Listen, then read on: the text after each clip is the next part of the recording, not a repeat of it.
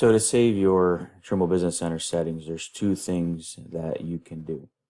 On the support tab, if you go to options, and any of the options that you set here, any of the folder paths or any of the information, graphics options, anything you set here, if you go to manage options, you can import and export those. So I would export this out and save it. It's going to have an extension called options. I would save this to a network drive or a drive not on my computer. So if your computer dies, crashes, has to be rebuilt, or you reinstall Business Center, that you have this file to re-import at a later date.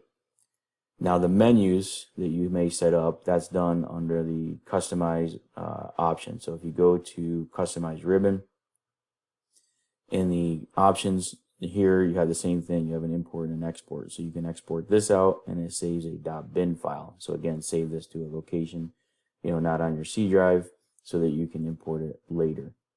And those should be, most of the settings that you have.